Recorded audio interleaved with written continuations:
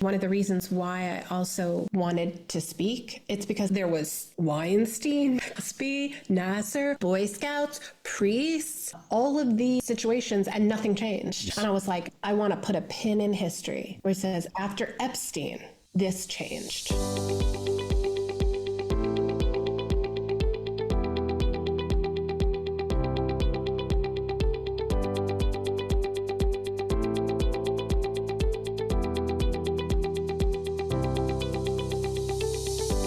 Welcome, and thank you for joining me for another episode of Sexual Assault Survivor Stories, the SAS podcast, coming to you from the Podvlog studio in St. George, Utah, and produced by Markel Consulting, LLC. I'm your host, Dave Markel.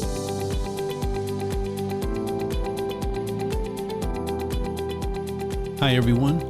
Thank you for joining me on Sexual Assault Survivor Stories, the SAS podcast. This is episode 84. And this week, I'm airing part 2 of my interview with Jessica Michaels. Jess wraps up her incredible story of the impact of being raped by Jeffrey Epstein, her journey through being stuck in her dissociative state, and how she found therapy and her way back from dissociation to living her real life. I'm going to pick up this powerful episode with the last few lines of last week's episode, and I'll catch you on the other side. Here's Jess. Yep. Jess, life went on around you, and you were stuck, as you said, in that mindset of, I'm not safe. I did this. I'm to blame. Self-blame, self-shame. Yeah. What happened to your career, and what happened on a daily basis that got you through each day? After I left New York the first time, when I was too scared to live there anymore, so I was 23, I left because I took this very, very entry-level dance job. It was actually a casino in Atlantic City. That's definitely a different trajectory than I'm headed for Broadway and my face on billboards to, I'm going to go take a job at a casino because I was too scared to live in New York. I didn't even have the wherewithal to imagine, is it really that much safer in Atlantic City? Right. I did not have the connection at all. Yeah. I ended up trying to go back in my 20s twice to New York. Just trying to get back to dance because all I had was dance. So I loved to dance. If you were to ask me one of the reasons why I have been able to heal and be as well adjusted as I have been, because I've had friends to me, they're like, you shouldn't be able to string 2 sentences together. And I will fill in, I was sexually abused as a child by my grandfather from ages 4 to 6. And so one of the things I explained to my attorneys initially, I said, when Epstein got mad at me, I turned into a 5-year-old. I literally turned into a 5-year-old. Which lends to that idea why I felt fragile. I felt like a child in an adult body walking around New York City. That's how my 20s felt, unable to take care of myself and protect myself. Right. Because I was, in my mind, a child. The mourning I go through was that I had actually overcome so much of that because of dance.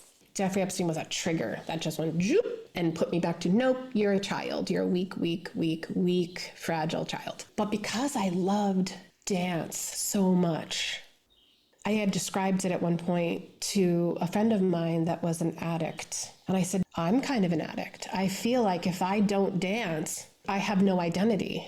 I breathe, I dance. That's who I am. At that time in my life, I was such a consummate artist suffering for my art, and that I just thought that this was normal to suffer this much in my art. So I tried to go back twice. I was very naturally talented. I started dancing really late in life and worked super, super hard. But I honestly think it was a bit of a trauma response. It was something to latch onto. It was a lifeline for me. Yeah. I kept dancing. I tried to go back to New York twice. I told this story that I started thinking about. I was like, I was calling it self-sabotage because it was another way to keep blaming myself. But what was happening is I would get close to really big things and then I would back down out of vulnerability.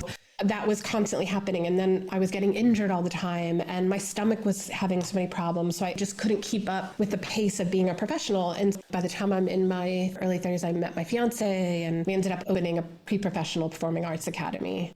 In turning my dance to mentoring children and being that teacher for children, that gave me a sense of fulfillment that I hadn't had. And I thought I was never going to love anything as much as dance, that once I started being a teacher, I loved it. And I found I was a natural teacher. That's great.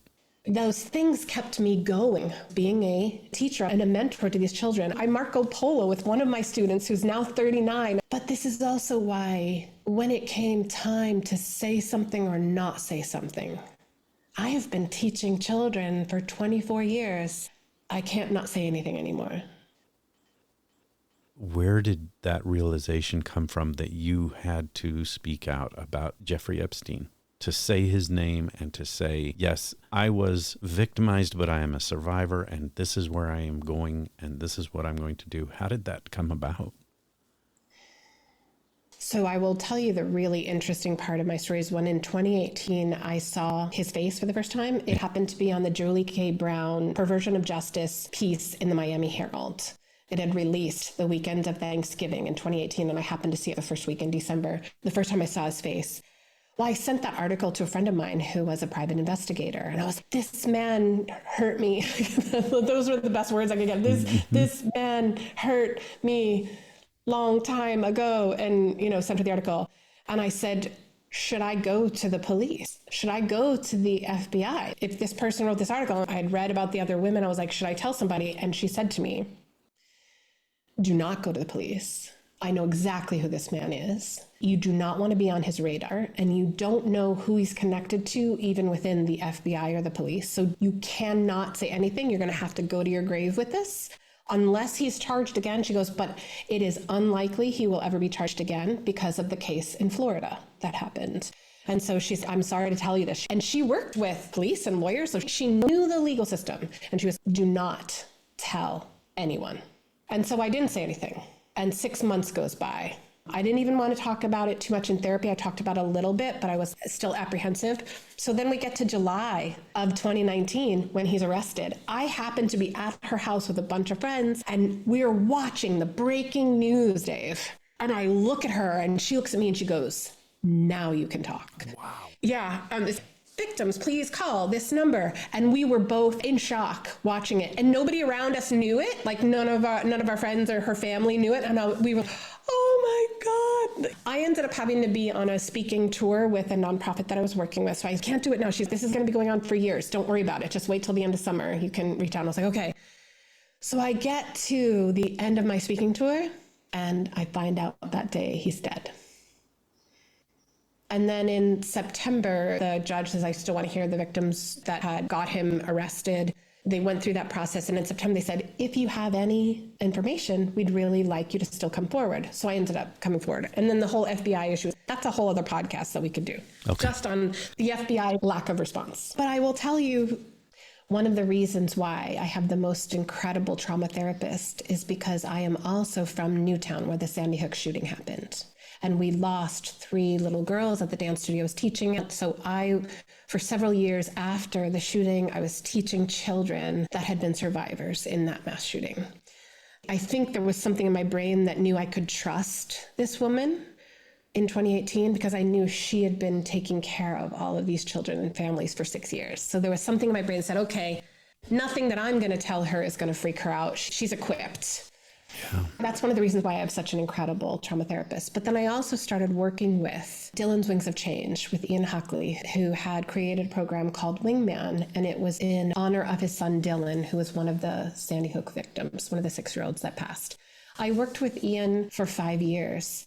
And one of the things that I learned from this man was he took a horrific tragedy and he turned it into purpose that really made a difference in children's lives.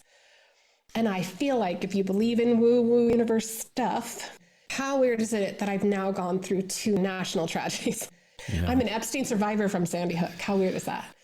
I have 5 years training with this dad who went through horrors and seeing the grace and resilience and the wisdom that came out of what happened to him. And I thought, he taught me how to do this. He taught me how to turn a tragedy into purpose that's going to make a difference in people's lives. We taught in Wingman, like that's the name of the program, and I had created a Wingman for Dance, and we're like, we have to stand up for other people. We have to have courage, inclusion, and compassion. We have to speak up for the people that can't speak up for themselves because his son Dylan had autism. And so how do we look out for each other? I'm a dance teacher All of these children have been in my charge, thousands of children for 24 years. I have to now act on the courage that I tried to teach to other people. And so that's why I'm here and I'm talking about it, and why I was able to get to this place, because I felt a really strong purpose. And that purpose is extremely healing for me.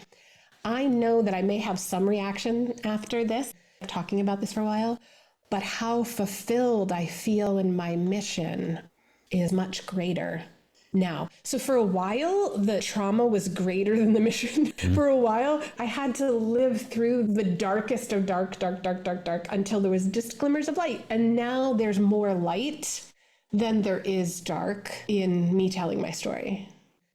It shines through you. I just want to describe to my audience, if you could just see Jess glow when she talks about this, your countenance, your demeanor, your excitement is so powerful. Thank you. I am just so appreciative that you're doing this. This is what we do, right? Dave, all of your work, this matters. It's obvious that it matters, that you are just breathing this newness into your life in ways that are expanding to other people and changing their lives. And I can't thank you enough for what you're doing and for being here. Your life is in this discussion with me, and I appreciate it. Thank you for being so honest, so transparent, and so raw about all of this. It's just purposeful. There's purpose in moving forward. Yeah, there is. Yeah.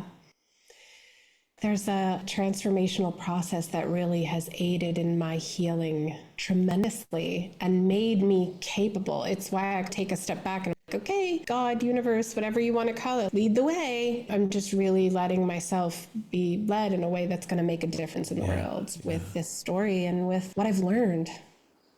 Can we give a shout out to your therapist? You've talked about how you knew you found the right therapist. But I just want to take a minute to say thank you to your therapist. Yes. What can you add to how important great therapists are? So I think every therapist is different. And for me, I will tell you that it was really important that I verbalize what was happening in my brain and in my body, and to have someone knowledgeable enough repeat back to me and go, no, that's actually normal. That's actually how brains work. She did a couple of things that were absolutely outstanding. Scorn. I'm collapsing. I can't even get out of this stupid bed. I'm collapsing. And she's like, no, your body's actually forcing you to rest right now. You need rest.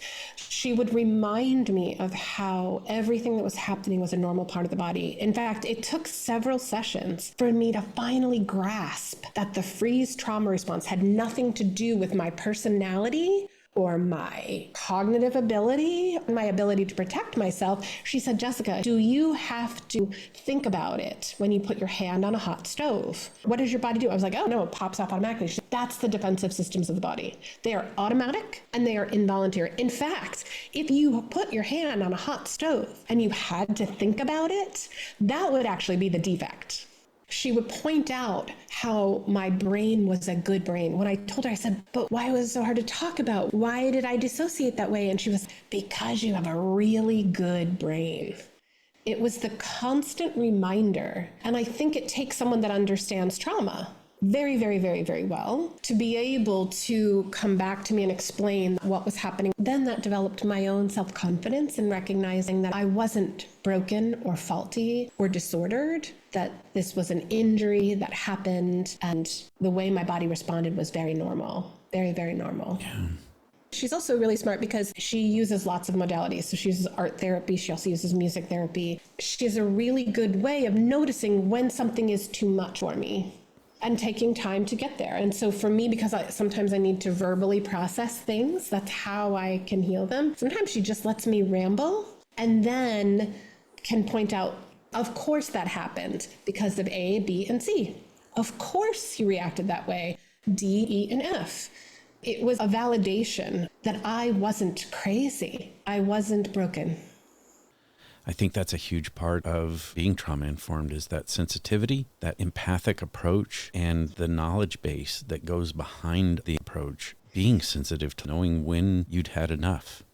And it's interesting how I ended up going to therapy because I hadn't gone to therapy at all. But because I was in the dance industry and people knew me from Wingman and working for a Sandy Hook nonprofit, when Parkland happened in Florida, dance industry folks reached out to me and said, hey, can you come talk to these dance teachers since you've been through this already? Because they've lost students. And I was a little freaked out. So I contacted, there was a resiliency center set up in Newtown. And I reached out and I left a message and the woman called me back and it was my therapist now.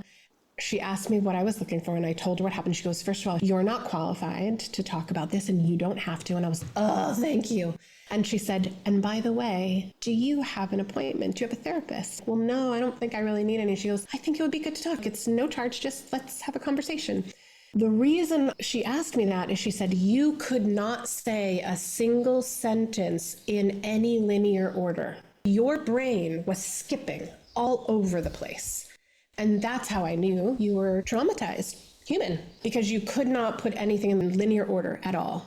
And so it's been fascinating to me that when she explained that to me, when I've looked back at my life and even doing podcasts, Dave, I have gotten better and I have grown in my ability to tell the story because I don't jump all over the place in this part of the story and that part of the story and unable to put things in a linear order. And I've gotten much better at that. So that is because she noticed that trauma sign. But it doesn't mean something didn't happen. It actually means something happened and the brain is affected. Right. We need to be educated in what you just said, that is a typical, normal trauma response. Not being able to put things in chronological order, not being able to stay on point, not being able to stay focused. And instead of throwing those cases away and saying this person's story is inconsistent and not believable, therefore it shouldn't move on for prosecution, take that same evidence and say this is very strong evidence of trauma and is actually adding weight and strength and veracity to her story that she or he was raped or sexually assaulted. We've got to start using that psychophysiological evidence. So thank you for pointing it out. Can you talk about how the Me Too movement impacted you? Because Me Too hit before you started therapy, am I right? Yes, Me Too hit before I started therapy. I was very aware of the childhood sexual abuse by the time Me Too hit. I couldn't define what happened to me with Jeffrey Epstein as rape, again, because of the laws. And I didn't even know laws had changed. We don't necessarily keep up with how laws change to describe something. So it never occurred to me that that law had changed even about rape. It's only based on how much you pushed them away or said no, how forcefully you tried to stop the situation. So even in 2017, it's not like I could connect those dots. But for the childhood sexual abuse, I remember how hard it was to just put that hashtag on my social media. That's all I put is hashtag MeToo. And reading all the other Me Too's. I think the difficult thing about it is awareness is great. We needed that. We needed to know we were not alone. And I think what trauma does, though, is just the awareness alone was really difficult to live with because we don't know what to do with it. We don't connect traumatic psychological injury to physical symptoms yet as a culture. Yep, very true. Even as I have done pitches regarding my company, they automatically assume that what I'm doing is for survivors. And I said, nope, this is for everybody else. This is to lift the shame off of survivors and lift all of the responsibility for the injury off of them. And for survivors to know exactly what to do when someone says Me Too, right? That's know what to do because nobody does. Good people have no idea what to do. And so we teach them what to do, just like CPR. But what I'm hearing and understanding from other people in this arena is that people believe, administrators, people in charge believe that if we focus on a post-assault first aid, it means our prevention efforts aren't working, which is ridiculous because that's kind of like saying, let's not put fire extinguishers anywhere because we know we're not going to catch fire. Let's not put any seatbelts in cars because we have really good braking systems. And so there's no correlation between the fact that we need prevention and we need something to minimize the damage. That's why we have active shooter drills. We're not really trying to stop a shooter. We're trying to minimize the damage if a shooter gets in. So there's this big disconnect between that with sexual harm. And I'm excited to talk about this I'm able to take this shit show of an experience and turn it into purpose, which makes me so full of life and want to share. I wanted to let you know that there's this big block. You get it, but there is a huge block between people actually wanting things like sexual assault first aid, post-assault, because it's a reflection on, if I don't get the funding for this because my prevention answers aren't working, well, then it's a money issue. That's true too. You know what we have found who can? Moms. Moms will step out of their comfort zone to learn the proper language, to talk to an elementary school kid, a middle school kid, a high school kid. They said, as long as you give me the language on how I can talk to my child about this, I'm all in. That makes perfect sense to me. Thinking back to when MAD really started gaining traction, Mothers Against Drunk Drivers. You're absolutely right. Mothers had a huge impact in this country on drunk driving laws. We need to get Mothers Against Sexual Assault going. Yeah. And I'm not just talking childhood sexual assault. When I talk about sexual assault, it covers the whole gamut from infancy to adulthood. Yep. Because I think that's an element I had absolutely no idea of. I bet there are people in the audience, too, who did not know that you were sexually assaulted as a child. I think, again, your transparency is powerful and is going to speak volumes to who you are and what you're doing. Thank you. Don't you think attitudes for sexual violence are changing ever since Epstein? One of the reasons why I also wanted to speak, it's because there was Weinstein, Cosby, Nasser, Boy Scouts, priests, all of these situations, and nothing changed. Yes. And I was like, I want to put a pin in history where it says, after Epstein, this changed.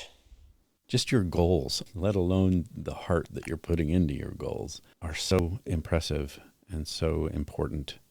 I think that there is a really big problem in our culture of the misunderstanding of consent. Absolutely. For a very long time. Yeah. And the misunderstanding that we as women, I don't know any of us that haven't had horrible sexually exploitive or actual assaults or rape. I know very few women that haven't gone through that. And so that can run into even our personal lives. And so I think that the understanding on men's part from after Me Too is, what?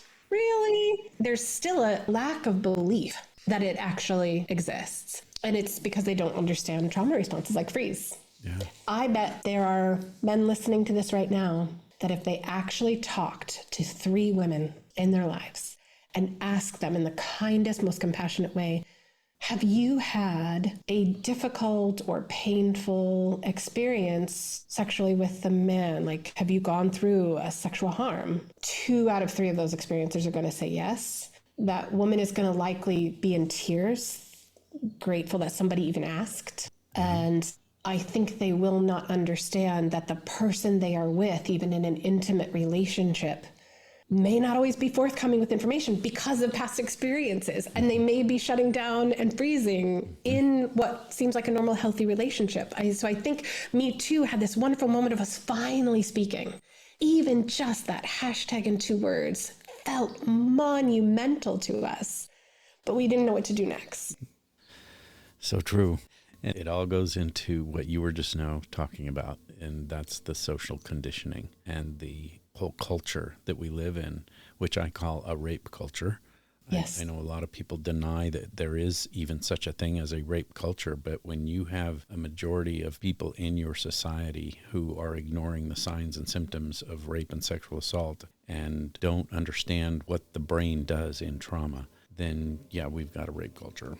We have a problem. And I will tell you that I was assaulted a couple of times after Epstein in my 20s where I just froze. And I can tell you that none of those men would think that they raped me. And I don't necessarily want them to go to jail, but in understanding trauma responses now, I will tell you, I had a lot of unwanted sex. Yeah.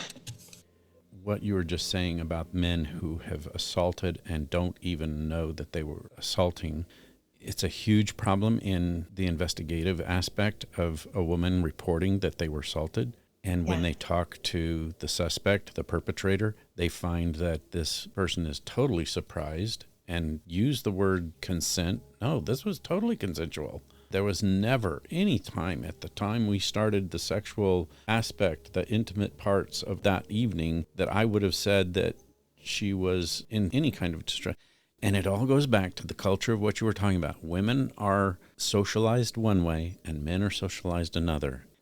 Sexual assault cases and rape cases are one of the most difficult cases for law enforcement to investigate. Because you take that socialization that is happening to boys as they go into manhood, and you couple that with incorrect, improper, and inadequate training to law enforcement, throw things together, and you have law enforcement throwing up their hands and saying there's no case here. Yep. And couple that with not understanding trauma. And women weren't even studied. Their trauma responses were not studied until 1996 because they thought that the hormonal imbalances that happened monthly would invalidate the study. So it was only a bunch of researchers in 2002 that were, wait a minute, we weren't even studied until 6 years ago. So we're only just starting to understand trauma responses.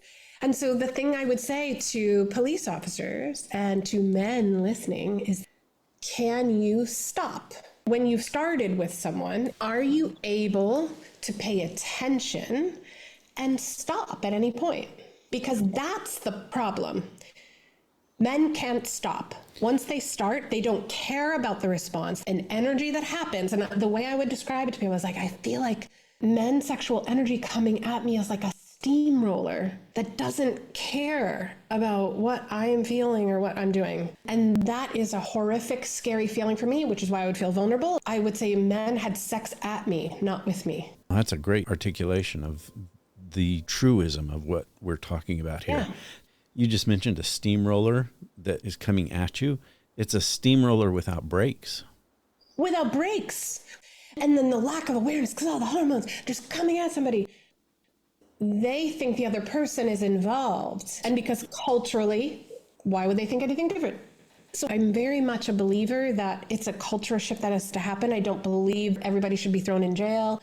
I believe that had my roommate who sexually assaulted me when I lived there with him, if I told him, hey, dude, you sexually assaulted me, it would blow his mind to think that from back in the 90s, not recognizing that, no, I froze. I was mute and I was frozen. So my advice to guys is make sure your date isn't frozen or mute or complying because you are overpowering.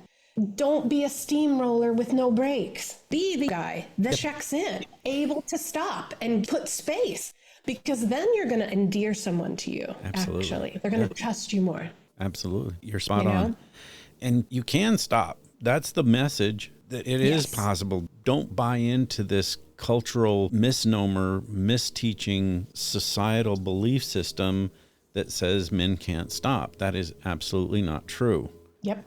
But I think that this is important because a lot of times when we talk about sexual assault, we don't pair it up with what was the sexual experience that you had then after that. It's like, we know this is a violent, sometimes it's not even that it's violent, it's invasive. There's a difference between violence and invasive. This was very invasive to my personal being. Jeffrey Epstein wasn't violent. I didn't have a violent experience. It wasn't stranger danger. It wasn't violent, but it was excruciatingly invasive. And then people want to separate because, oh, that's a crime. And then here's your sexual experience. There are two different things, but they affect a survivor incredibly. And they are intertwined in then how I experience my life as a woman, where, like I said, I felt like I turned into a 5-year-old at 22, and I didn't quite wake up until menopause of even understanding myself. So when I say I have mourned my loss, I mourned 30 years of my humanity and my growing up to be just a woman in the world, of my soul being lost. And I'm starting to reclaim it. And the best parts of my life, I think, are ahead, actually, because I woke up from that and I'm healing from that. But that's the degree to which someone takes when they are a steamroller without brakes. Glad you said all that. It's so important. And it also reminded me in the way that we were talking just a minute ago about a steamroller without brakes and men not stopping themselves. There is a new culture that I'm hearing about. I don't know if the culture is the word. There is a new system that I'm starting to hear about, and I can't even remember where. Maybe you know, and I hope maybe you do, that instead of no means no, we need to start teaching yes means yes because of what you were just saying, that whole concept of the difference between how women are socialized and how men are socialized. And men are socialized that no means yes. Yeah. Correct. Yep. And doesn't mean no means no. And so we need to start teaching men and women that instead of that whole concept of no means no, and did she say no, and did she try and stop you, did you get a yes? Consistently. Yeah. Yeah. And did you pause? Like, were there pauses? Because I think that's a big thing, is that they're on the side of the woman. It's, if I said yes, it's 0 to 60, 3.5 seconds, and there's no pause and there's no check-in. Is this okay? Yes. Is this okay? Yes. Can I do this? Yes. Can I do this? Yeah. There's no pause. It's literally, I joked with someone, I ended up in a sexual situation that I didn't really want to be in. I was like, it was kissing to condoms in 3.5 seconds. There was no chance. Even when I was interested, there was still no chance. It felt like that steamroller without brakes of me being able to just say, can we just put the brakes on for a second and just, can I have the chance to even process this and decide if I want to go from kissing to condom? It's like there's no option once you've said yes to one part. It's boom. You've already accepted all these other things that you didn't want, even though you might even like somebody. Even when you like them. And I think that's the hard part. And I wish that men understood that our typical response in vulnerability can be to freeze. In vulnerability, and sex and attraction is vulnerable. Even a good situation can feel vulnerable and cause us to freeze. So just check in. Just check in. Thank you. So good. Thank you for listening too, because I feel like this is the part that it's hard for people to talk about, how do we have healthy relationships after this? Yeah. This has taken me 30 years and I'm still not grasping it. I've still complied when I didn't necessarily want to comply, or did not speak up when I wanted to speak up. I'm working on it, but it's an important part of the conversation of going back to the damage that happens and how we end up in domestic violence and how we end up in that cumulative physical damage, financial damage, emotional damage, relationship damage. It's cumulative, like you said. That level of vulnerability hits every point in our lives. I think it's important too, with what you just said, made me think, once that damage is done, it can be mitigated, but it cannot be eliminated. We're hoping that if we can get survivors that support within those first 3 months, we're hoping that that will help to create a regulated nervous system. Yes, boundaries were crossed, but maybe that person never blames themselves, never really stews in the stigma and the shame because they were surrounded by support immediately, and never went to self-blame. Once we start to understand trauma responses more clearly. Yeah. I do think that could be one of the myths that I would like to dispel, is that we can't ever heal from it. Will I always deal with it? Yes. But I think primarily because I was stuck in PTSD for 30 years, not knowing that I was stuck in PTSD for 30 years. Right. But if that's what we're trying to change, I believe this is an injury we never have to get into PTSD with. That's absolutely a truism. And they found the same thing with combat, with automobile accidents, with airplane accidents, that if people get that proper response within a short period of time, they don't go into PTSD. Yeah. PTSD is not immediate, and it's not a foregone conclusion. Yep. And the reason I brought up the idea that these injuries are never erased, yes, you can heal from injury, just like you can heal from cancer and be cancer-free. But you never forget that you had cancer. You can use that past injury of sexual assault, of rape, for your own good in moving forward. And that's what I love about the community that this podcast is building. And the reason that I'm wanting you here is because it is proof that we can heal, we can talk about it, we can do something about it. And even though people will always remember the trauma. It doesn't mean they have to bring the harm of the trauma forward with them. Yeah. I hear you as a human who is stronger for what you experienced. It doesn't diminish the horrificness of it. It amplifies the beauty of being able to heal, being able to talk about it. And I've said it before, I'll say it again. We need to have more of these conversations. We need to normalize these conversations. Normalize it. Yes. Talking about it. Yeah. All the time. Yes. That's what changes culture. Yes. Because I'm not the one that should bear the stigma. None of the survivors out there should be bearing that stigma. I love that. Thanks for saying that.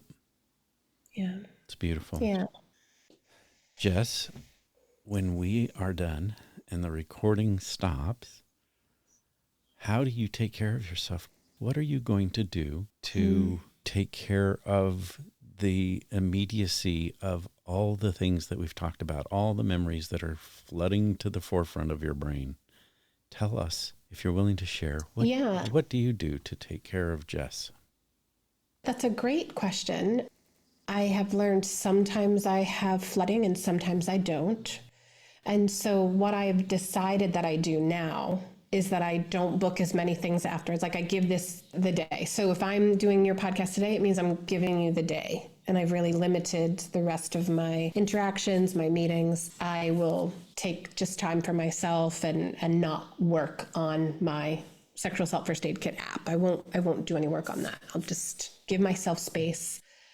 It's funny. There are times where it's worse. It was very upsetting when the recent unredacted documents were flooding. It was all in the news again. That was very upsetting. And so I did an Instagram live with Callisto, and I found out afterwards I was really upset that they were talking about Jeffrey Epstein and they are never bringing in a survivor's voice. So I find I'm more reactive when the injustices are happening. This time that we spend, it's not as upsetting to me as when I'm talking about the horrific injustices and the lack of survivor voices. I think that these podcasts are actually really healing. And so that time afterwards, it's just a healing time. It's the times where I'm calling out the injustices and not being heard that are more difficult. So thank you. When I get this opportunity, it feels like it's an addition, not a subtraction from my life. Yeah. Some of my guests talk about routines even that they go through when they know that they've been through this cognitive reliving. Do you have any sort of a routine that you're willing to share, or is that just not even necessary in processing that you go through because of maybe your therapy, but a support system, people that you talk to, people that you rely on is part of what you're talking about? Yes, I have definitely the people that I reach out to. If for some reason I get hit with an emotional flashback, the way that Peter Walker talks about in his book, it's like an emotional flashback. I really haven't had to deal with that too much. It's more of just a fatigue. And so the biggest thing that I have to do, that I've learned to do, is to listen to my body. So if I am tired after this, I sleep. Because I know that's what will make sure I can follow my routines that I need to do tomorrow. It's when I ignore my body, then it's problematic. So I take naps if I need to take naps. I do yin yoga as opposed to doing anything really energetic. I don't do a power yoga. I do yin yoga because it gets me back in my body and makes me aware of what I'm feeling and what I have to listen to. I'll walk my dog, my emotional support dog, Maggie.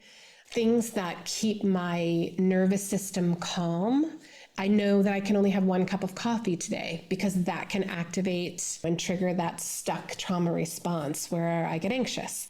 So I do all calming things and I really pay attention to my body so that I sleep if I need to sleep. 2 things. Number 1, thank you for taking care of yourself. Thank you. Number 2, thank you for sharing how you take care of yourself. Thanks, Dave. Thanks for having me. Thank you for being here. This has been an amazing experience for me. It's, I know, going to affect thousands of people. There's just no amount of thank you that I can give you to express the gratitude I'm feeling right now. Thank you. And I will tell you that one of the reasons why I know that I will have less of a recovery time is because of my experience of you up until this interview, of how safe I feel with you. I can't do just any podcast. So this is a testament to how safe, in our correspondence, in our first meeting, how safe I feel with you. My nervous system has stayed regulated this entire conversation, even when I've spoken about difficult things. So that's the difference, right? You know, that makes all the difference in the world. Just feeling safe. That's all we need to do, is just feel safe with each other. Absolutely. And I honor that about you. I honor that in what you've said, and how that will teach and reach other people who are listening. It was a great thing to say, what you just said. So thank you. Thank you, Dave. I really love talking to you. Thank you so much for having me. And thank you for being willing to go off on tangents with me and whatever came up. It's been great. Have a great day. Thank you. Bye. Bye. That does it for another episode of Sexual Assault Survivor Stories, the SAS podcast. Thank you for listening in to the incredible conclusion of Jess Michaels' interview. I want to say thank you to Jess one more time. It truly was an honor having you on this show. And for those of you who are listening, thank you for being here. I appreciate that you are part of the SAS audience. Please continue to start by believing when it comes to listening and providing support for victims and survivors, because we all know someone whose life has been impacted by rape or sexual assault. We'll see you next week.